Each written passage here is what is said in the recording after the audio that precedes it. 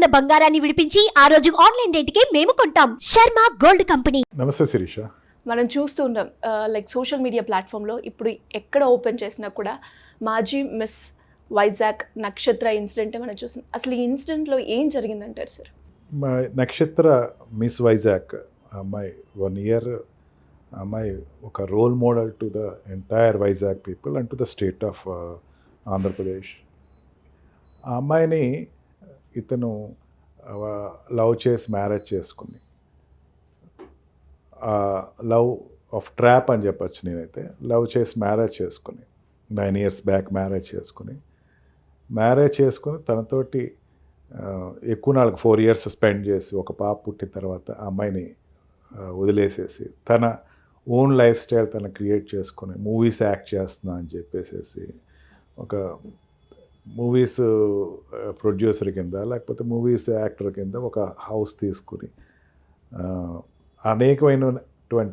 అనేకమైనటువంటి వికృత చేష్టలు చేస్తూ చెప్పాలంటే చాలామంది అమ్మాయిలు లోబర్చుకుని ఈ మధ్యన ఒక అమ్మాయిని ఎవరో పెళ్లి చేసుకుని తనతోటి గడుపుతున్నాడు అని చెప్పేసి కథనం. మా దీంట్లో ఈ జరిగినటువంటి ఆ అమ్మాయి నక్షత్ర చెప్పినటువంటి వాళ్ళ హస్బెండ్ గురించి చెప్పినటువంటి విషయం తీసుకొస్తే తనకి అమ్మాయిలు దాంట్లో స్పష్టత కనపడుతుంది. అతను ఖచ్చితంగా అమ్మాయిని పెళ్లి చేసుకున్నాడు, ఫొటోస్ ఇవ్వండి, ఫొటోస్తో సహా నేను ప్రూవ్ చేస్తున్నాను, ఈ అమ్మాయి వేరే అమ్మాయిని పెళ్లి చేసుకున్నాడు, నా కూతురు అన్యాయం జరుగుతుంది. అమ్మాయి ఇంటర్వ్యూలో చూస్తే కనుక ఖచ్చితంగా కంటిన్యూగా ఏమవుతుందంటే నా కూతురు అన్యాయం జరుగుతుంది, నేను ఎట్లా పోయినా పర్లేదు, నాకు పర్లేదు, నేను అడ్జస్ట్ అవుతాను, బట్ కూతురు అన్యాయం జరుగుతుంది, కూతురికి తండ్రి అనేది ఇటువంటి వాడు అన్నది నాకు చాలా బాధాకరంగా ఉందని చెప్పేసి చెప్తుంది. అతనేమంటాడంటే నేను ఆల్రెడీ దీన్ని దిశ పోలీస్ స్టేషన్ వరకు తీసుకెళ్ళాను, పోలీస్ స్టేషన్ వాళ్ళు విచారిస్తున్నారు, ఆల్రెడీ జరుగుతుంది అని చెప్పేసి 5 years బ్యాక్ వరకు నుంచి దిశ పోలీస్ స్టేషన్ వాళ్ళు ఇన్వెస్టిగేషన్ చేస్తున్నారు. అది అబద్ధం. అతను ఏమంటాడంటే ఈ అమ్మాయికి డబ్బులు కావాలి, డబ్బులు ఉంటేనే నేను ఉండాలి, లేకపోతే అక్కర్లేదు అన్నది ఏదో తన ఒపీనియన్ చెప్తున్నాడు. నేను గవర్నమెంట్ జాబ్ చేశాను, నన్ను బయట తీసుకొచ్చి ఆ అమ్మాయి నేను లోబర్చుకుని, చాలా ఆశ్చర్యకరంగా అనిపిస్తుంది, ఈ అమ్మాయి ఇతను లోబర్చుకుని నన్ను బలవంతంగా పెళ్లి చేసుకుందన్నట్టే చెప్తున్నాడు. అతను పెళ్లి చేసుకుంది తర్వాత మాకు సరిగ్గా పొసకలేదు, మీ ఇద్దరం డివైడ్ అయిపోయాం, మీ ఇద్దరు వేరేగా ఉంటున్నాము, అమ్మాయి తన లైఫ్ స్టైల్లో ఉంటుంది, మరి ఇప్పుడు ఆ అమ్మాయిని ఏలుకుంటావా అంటే నాకే ఇబ్బంది లేదు అని చెప్పేసి తను చెప్తున్నాడు. ఇది లీగల్గా చెప్పాలంటే ఒక type of mania for a man who brings some excuses. వాళ్ళకి ఒక ప్లాట్ఫామ్ క్రియేట్ చేసేసుకుంటారు అన్నమాట. గబగబా ఒక ప్లాట్ఫామ్, వాడు చేసిన తప్పుని కప్పిపుచ్చుకోవాలా, ఒక ప్లాట్ఫామ్ క్రియేట్ చేసుకుంటాడు. ఆ ప్లాట్ఫామ్లో తనకు కావాల్సిన విధంగా సర్క్యులేట్ చేసుకుంటాడు. వాడు ఏమంటున్నాడు, నాకు నా వైఫ్ కావాలా, నాకేం విడాకులు వద్దు, నా మీద అనవసరంగా కేసులు పెడుతుంది అంటే ఇతను లీగల్గా ప్రిపేర్ అయిపోతున్నాడు తన ఫేస్ చేయడానికి, ఎటువంటి సిచ్యువేషన్ వచ్చినా సరే ఫేస్ చేయడానికి ముందుగానే ఆ ప్లాన్గానే ఉంటుంది. 498A పెడతాదేమో, లేకపోతే DVC పెడతాదేమో. DVC కూడా ఉందని చెప్తున్నాడు, కానీ ఆ అమ్మాయి చెప్తాడు దిశ కంప్లైంట్ ఇచ్చానండి, ఇప్పటివరకు ఏమీ యాక్షన్ తీసుకోలేదు, వాళ్ళు కూడా ఏం తీసుకోలేదు, ఎటువంటి కేసు నెంబర్లు చెప్పట్లే. కేసు నెంబర్లు అంటే పోలీస్ స్టేషన్కి వెళ్తే కనుక కేసు రికార్డ్ బుక్ అవుతుంది, కోర్టులో ఉంటాడు, చెప్పాలా, అటువంటి ఏం చెప్పట్లేదు. కానీ అమ్మాయి అది సబ్సీక్వెంట్గా ఏంటంటే ఈ రిలేషన్స్ ఉండగా ఇతను ఈ అమ్మాయికి నక్షత్రకి అనేకమైనటువంటి ఇన్ఫర్మేషన్స్ వచ్చినాయి, పలానా వాళ్ళతో తిరుగుతున్నాడు, తనకి రెడ్ హ్యాండెడ్గా ఒక అమ్మాయితో పెళ్లి చేసుకున్నాడు అనేటువంటి ఎవిడెన్సెస్ తనకు వచ్చి ఆ అమ్మాయి తోటి తన భార్య కింద అక్కడ ఉంటున్నాడు, ఆ హౌస్లో ఉంటున్నాడు అన్నది ఐడెంటిఫై రెడ్ హ్యాండెడ్గా పట్టుకుంది అమ్మాయిని, ఇద్దరిని. అండ్ అలాగే సార్ ఇక్కడ అంటే ఆల్రెడీ ఒక అమ్మాయిని పెళ్లి చేసుకున్న తర్వాత ఇంకొక అమ్మాయిని కూడా పెళ్లి చేసుకున్నాడు, అది కరెక్టే అంటారా సార్? దాన్ని మనం యాక్సెప్ట్ చేయొచ్చు అంటారా? Like according to the law ఎలాంటి మనకి మోనోగామి అని చెప్పి 2 వ్యవస్థలు ఉంటాయమ్మా. మనకంటే మోనోగామి వ్యవస్థ తీసుకుంటున్నాం అంటే ఒక హిందూ మ్యారేజ్ సిస్టంలో కేవలం హిందూ కాదు, ఎక్సెప్ట్ ముస్లిం లా పక్కన పెట్టేస్తే కనుక హిందూ కానీ బుద్ధిస్ట్ కానీ జైన్ కానీ క్రిస్టియన్స్ కానీ ఎవరైనా సరే ఒక భార్యనే పెళ్లి చేసుకోవాలా, రెండో భార్యకి అర్హత లేదు. పోలిగామి సిస్టమ్ లేదు మనకి. ఒక భార్యనే నువ్వు పెళ్లి చేసుకోవాలా, ఆ అమ్మాయితోటి నువ్వు లైఫ్ లాంగ్ ఉండాలా, నచ్చకపోతే కనుక బలమైన రీజన్స్ చూపించి డైవర్స్ తీసుకోవాలి తప్ప నువ్వు ఇంకో అమ్మాయిని పెళ్లి చేసుకున్నాక లేదు. ఇంకో అమ్మాయిని పెళ్లి చేసుకుంటే కనుక నీకు 494 కింద నీకు పనిష్మెంట్ ఉంటుంది, 7 years ఇంప్రిజన్మెంట్ ఉంటుంది. నేను 7 years నిర్దాక్షిణ్యంగా జైల్లో పడేస్తారు, దాంట్లో డౌట్ లేదు. ఇతనికి ఈ అమ్మాయి దగ్గర ఫొటోస్తో సహా చూపిస్తుంది. ఫొటోస్ ఉన్నాయి, ఈ అమ్మాయి అతను పెళ్లి చేసుకున్నట్టు ఫోటో. అది ఒక పక్కన మోసపోయిన అమ్మాయి. ఇప్పుడు ఆ అమ్మాయికి పెళ్లి కాలేదు అని చెప్పేసి కదా అతను వేరే అమ్మాయిని పెళ్లి చేసుకున్నాడు. ఆ అమ్మాయి కనుక కేసు వేస్తే కనుక అతనికి 10 years ఇంప్రిజన్మెంట్ 495 కింద. Suppressing the previous marriage, getting the present marriage. ఆ ప్రీవియస్ మ్యారేజ్ సప్రెస్ చేసి నన్ను మోసం చేశాడని ఆ అమ్మాయి కనుక వేస్తే కనుక 10 years ఇంప్రిజన్మెంట్ ఉంటుంది. ఓకే, ఇదంతా క్రిమినల్ ఇంటిమిడేషన్ తోటి చేస్తున్నాడు. దానికి ఉండేటువంటి ఈక్వల్ పనిష్మెంట్స్ దానికి ఉంటాయి. అంటే ఏ రకంగా చూసుకుంటున్నా సరే అతను పూర్తిగా శిక్షకు అర్హుడమ్మా. అంటే అతను తెలిసి చేశాడు, తెలియకుండా చేయటం కాదు. అతనికి దిశ పోలీస్ స్టేషన్కి వెళ్తే అమ్మ చాలా క్లియర్గా చెప్తారు. పోలీస్ స్టేషన్కి కౌన్సిలింగ్ చేసినప్పుడు చాలా ఖచ్చితంగా చెప్తారు. ఇక నువ్వు ఏమైనా పిచ్చి పిచ్చి వేషాలు వేస్తే కానీ నేను 7 సంవత్సరాల లోపల వేసేస్తారు, జీవితం ఉండదు, లైఫ్ నీకు నాశనం అయిపోద్ది, బాగా ఆలోచించుకో, జాగ్రత్తగా ఉండని చెప్పేసి దిశ పోలీస్ స్టేషన్లో చెప్తారు. అది సోషల్ ప్లాట్ఫామ్. అదేమి దిశ పోలీస్ స్టేషన్ అంటే it's not like regular police station. అక్కడ అందరూ మహిళా ఆఫీసర్స్ ఉంటారు, వాళ్ళు ఎక్స్ప్లెయిన్ చేస్తారు. అది కాకుండా ఈ ప్రొటెక్షన్ ఆఫీసర్ దగ్గర కూడా వెళ్ళినట్టు కనపడుతుంది. ఎందుకంటే అమ్మాయి అతనే అన్నాడు, నేను డీవీసీ కూడా వేసింది అమ్మాయి అంటే. ప్రొటెక్షన్ ఆఫీసర్ కూడా చెప్పు ఉంటుంది. ఇంత కౌన్సిలింగ్ జరిగింది అతనికి. కౌన్సిలింగ్ జరిగినా సరే చేశాడు. ఇంటెన్షనల్లీ కండక్టెడ్ ఎన్ యాక్ట్. అతను తెలిసి చేసిన తప్పు, తెలియక చేసిన చెప్పు కాదు. అంటే అతను ఖచ్చితంగా క్లియర్గా తెలిసి చేసినటువంటి తప్పుకి ఖచ్చితంగా 494లో అతను బుక్ అవుతాడు, 495లో కూడా బుక్ అవుతాడు. 7 to 10 years అతనికి ఇంప్రిజన్మెంట్ ఉంటుంది ఖచ్చితంగా. అంతేకాకుండా తన ఈక్వల్ స్టేటస్ తోటి జీవితాంతం భార్యని కూతుర్ని మెయింటెనెన్స్ ఇవ్వాలి. భార్య కూతురు ఇద్దరికి మెయింటెనెన్స్ ఇవ్వాలి. తన శాలరీ ఏదైతే ఉందో, తను సంపాదించేది ఏదైతే ఉందో దాంట్లోంచి 50% వాళ్ళకి ఇవ్వాల్సిందే. ఇతను ఒక చీడపురుగమ్మ. నేను చెప్పాలంటే ఇతను ఒక చీడపురుగు సమాజంలో. ఒక భార్యని పెళ్లి చేసుకుని నువ్వు 5 సంవత్సరాల నుంచి విడిగా ఉంటున్నావు. 5 సంవత్సరాల నుంచి విడిగా ఉంటే నువ్వు ఇరుపాటికి నోటీసులు ఇచ్చుకోవాలా, ఆమెను రమ్మని చెప్పాలి, ఇది ఏదో పెద్ద మనుషుల దగ్గర కూర్చోవాలి. లవ్ మ్యారేజ్ చేసుకున్నావు, ఇండీడ్ లవ్ మ్యారేజ్ చేసుకున్నావు, ఏదో నువ్వేదో చెప్పేస్తున్నావు, నేనేదో నన్నేదో వలిచింది ఆ అమ్మాయి నక్షత్ర మిస్ వైజాగ్.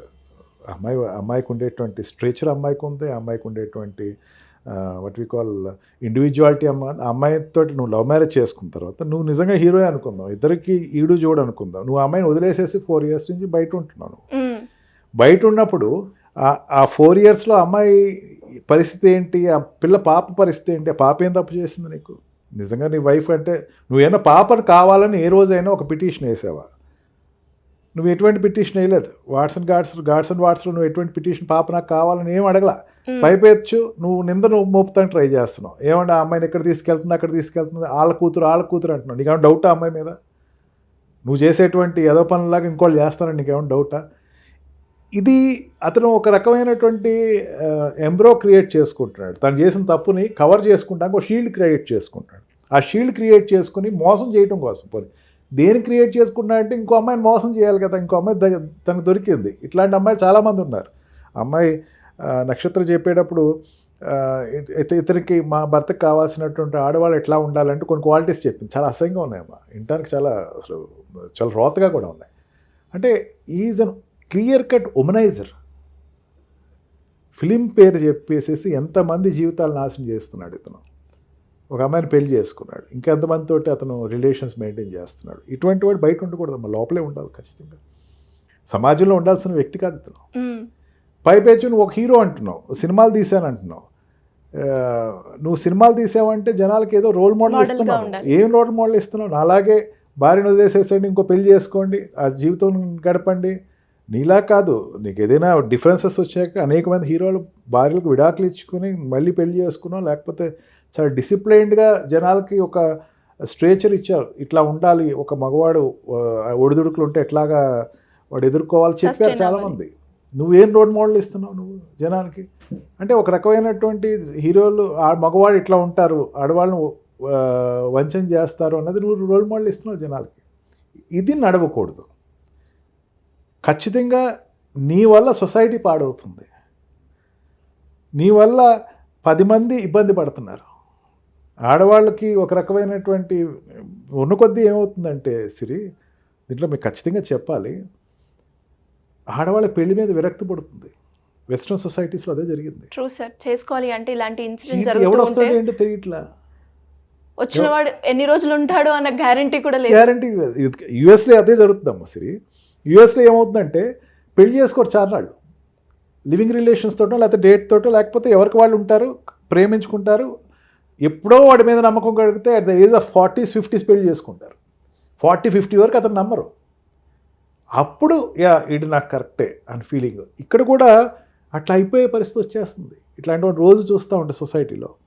అంటే నీకు వాళ్ళకి ఏంటంటే ఆ టైమ్లీగా జరిగేటువంటి ఒక ఎఫ్ఐఆర్ మీద వాళ్ళకి మోజు. టైమ్లీగా ఆడపిల్లలు దొరుకుతున్నారు, వాళ్ళు ఏదో పాపం పిక్చర్స్లో యాక్ట్ చేయడానికి వస్తున్నారు, లేకపోతే మోడలింగ్ కోసం వస్తున్నారు, వాళ్ళని ఏదో రకంగా అడ్వాంటేజ్ తీసుకుంటున్నారు.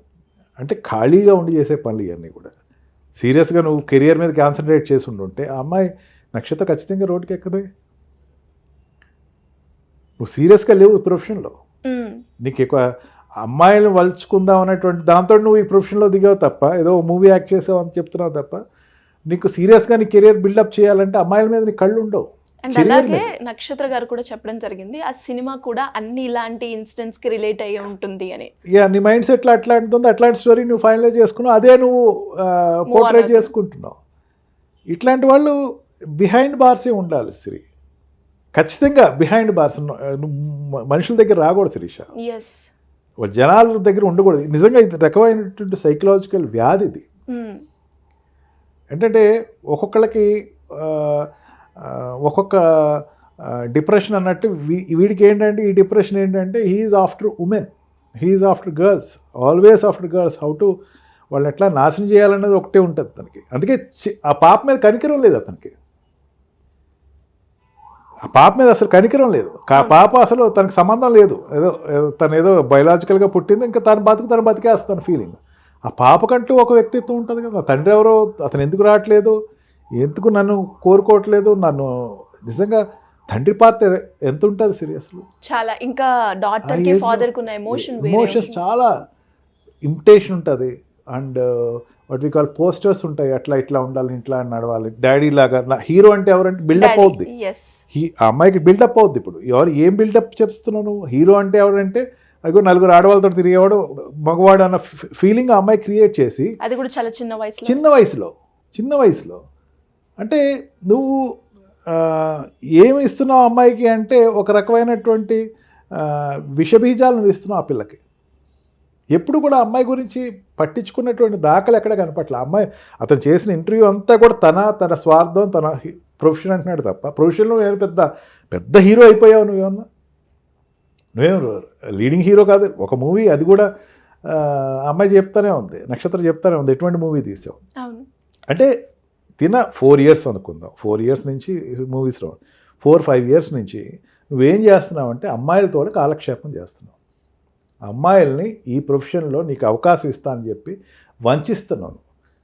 అమ్మాయిల్ని ఈ ప్రొఫెషన్లో నువ్వు ఏదో పైకి తీసుకొస్తారని వచ్చినటువంటి ఆడవాళ్ళందరినీ నీ స్వలాభం కోసం, స్వార్థం కోసం నువ్వు వాళ్ళని ఒక ఆట బొమ్మల్లో వాడుకుంటున్నావు. నీకు ఎదిరించేటువంటి భార్య ఎవరైతే ఉందో అది వద్దు నీకు. ఇట్లాంటి వాడు బయట ఉండకూడదు, ఖచ్చితంగా లోపలే ఉండాలి.